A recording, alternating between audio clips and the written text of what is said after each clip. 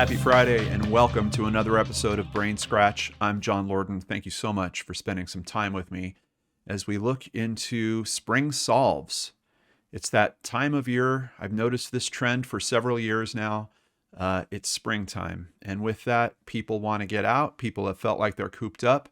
And all of a sudden, there's a big push towards being outdoors recreationally. With that, we sometimes make case discoveries.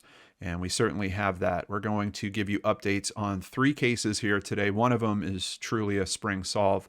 The other 2 are more about justice. One of them crossing the finish line, and another one looking at taking another run at it because the first one came up a little short.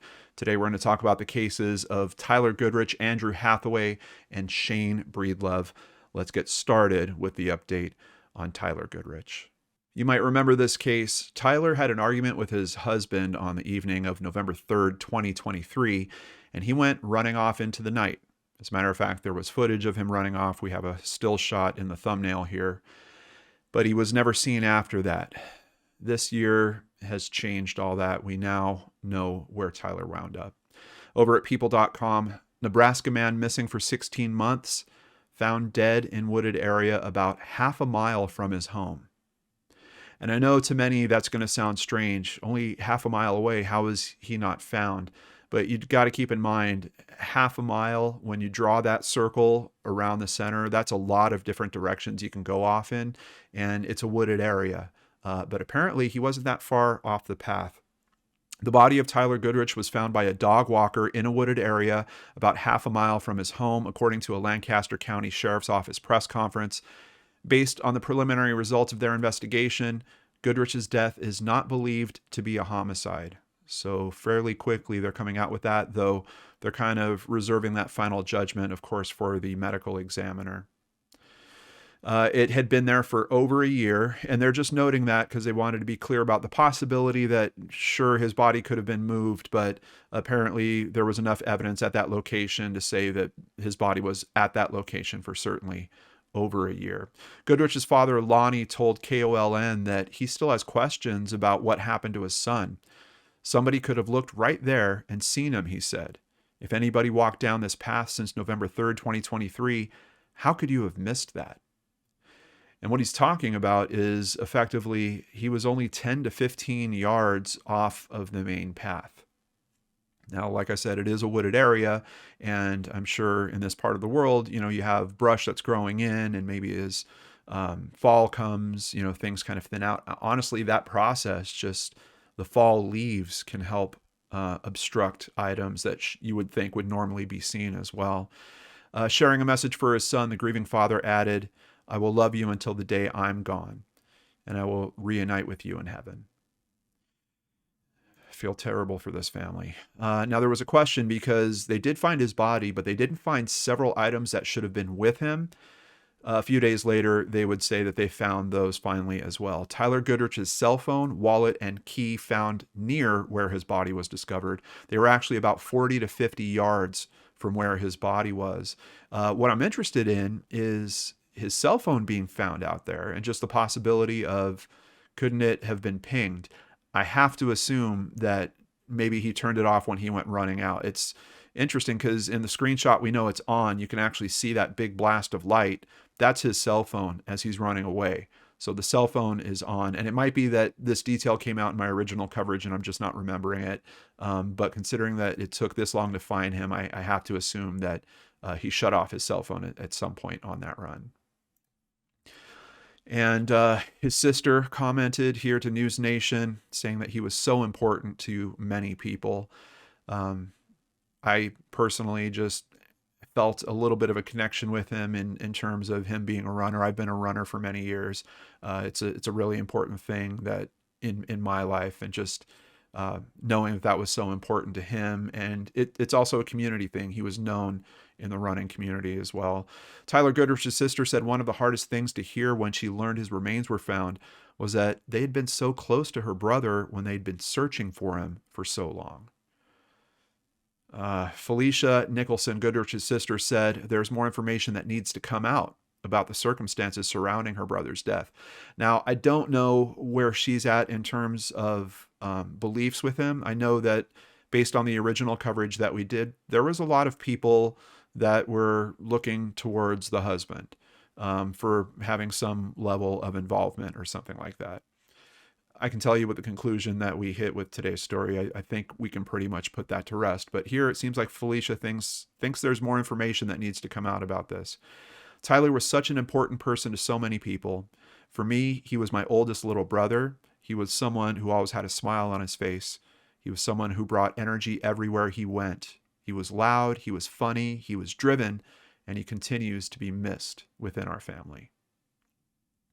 It would be a few more days before the medical examiner would get their information, their review completed, and when they did, Lancaster County deputies put out the confirmation that Tyler Goodrich actually died by ending his own life.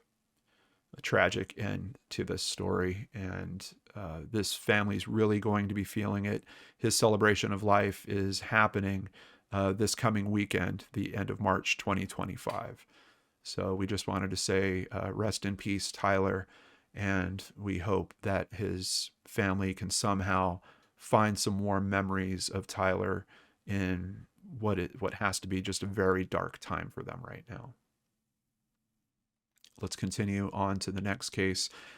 And I was actually contacted by the mother of Andrew Hathaway. She reached out to give me the update and basically tell me it looks like justice has arrived in this case. You might remember firefighters found a body inside of a burning car in Portland, Oregon on September 5th, 2018. The Oregon State Medical Examiner later identified the person as 28-year-old Andrew Hathaway. And here is a picture of the burned car. When I saw this originally, I was just really concerned with their ability to pull any type of usable criminal forensics from it, particularly because the cabin of the car just looks like it just went up in this fire. And there was another aspect that I struggled with a little bit in regards to law enforcement and the information that they had. An employee of a nearby business told KATU he reviewed the building's surveillance video with police officers and said the video showed a person set a white sedan on fire, then hop into a waiting pickup truck with another person and drive off. So effectively, we know that law enforcement has a description on the vehicle. They know that it's two people, but none of that information about those descriptions really seems to come out.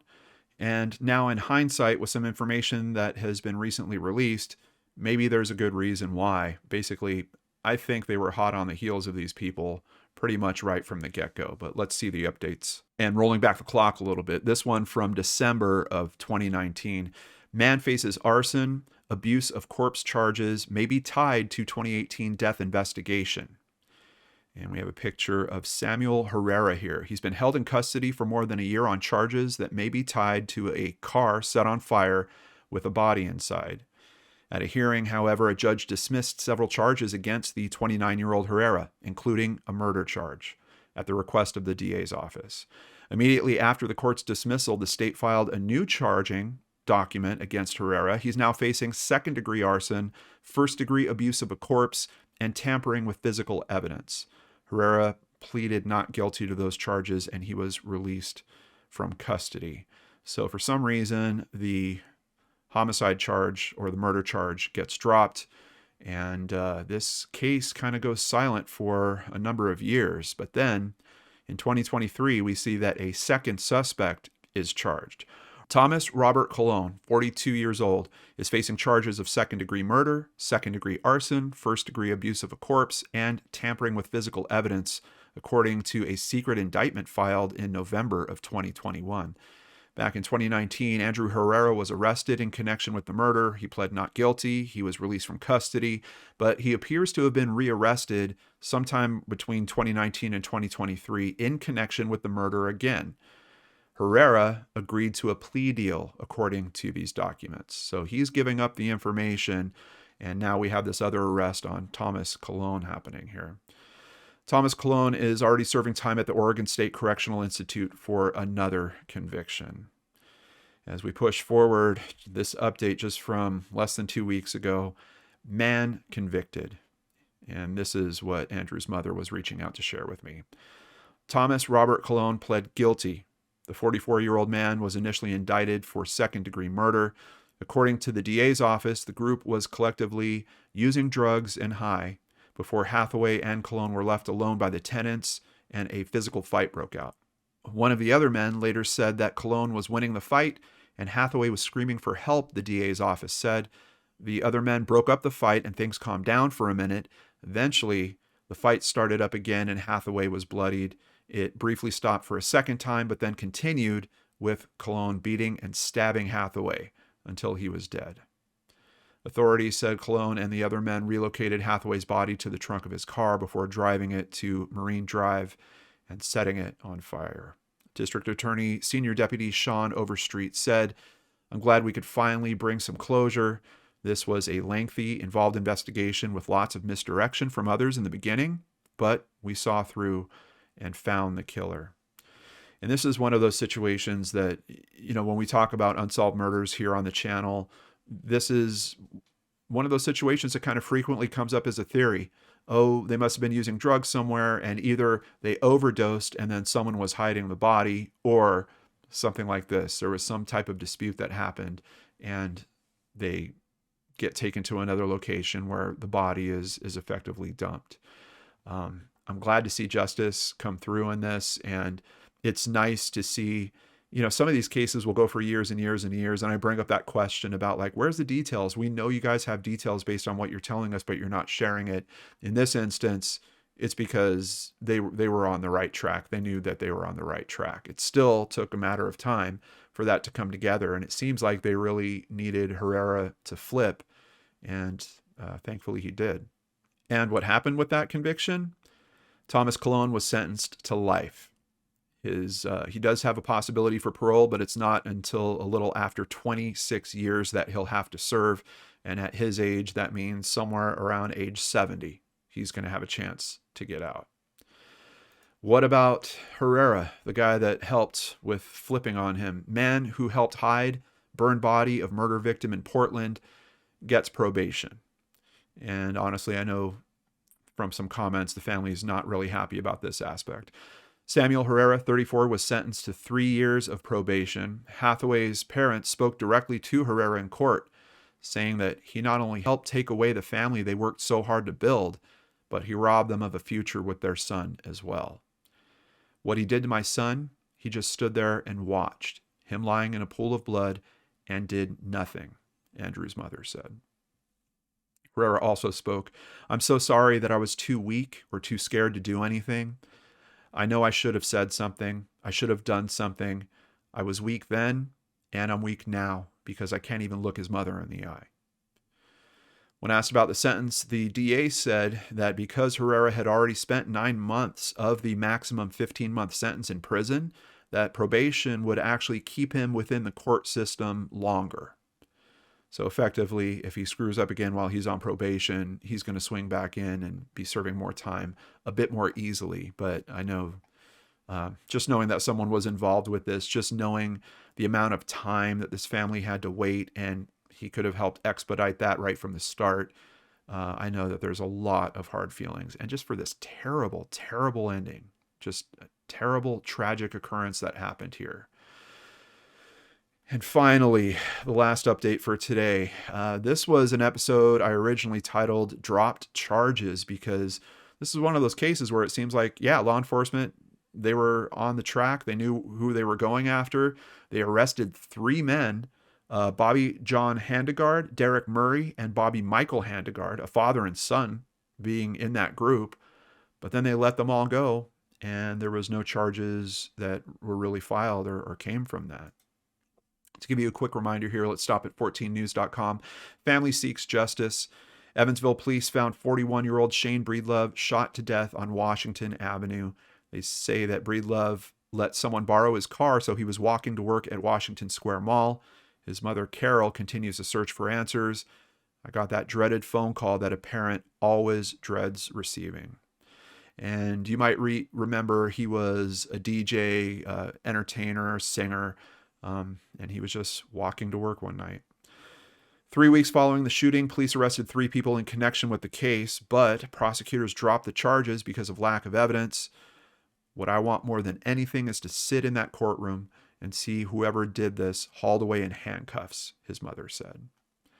Well, she might be on her way to doing that. Here's a picture of the three men. I believe it's Derek Murray that's on the left.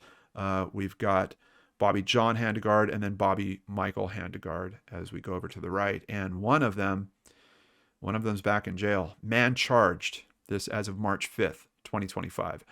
Bobby Handegard Jr. was arrested for the second time for the murder of Breedlove after being indicted by a grand jury. Originally, 3 men were arrested and charged in connection to the murder. And so far, he's the only one that's been rearrested, but I have to wonder, is this the first domino to fall? What kind of information was shown to this grand jury? We're not exactly going to be able to find out, unfortunately.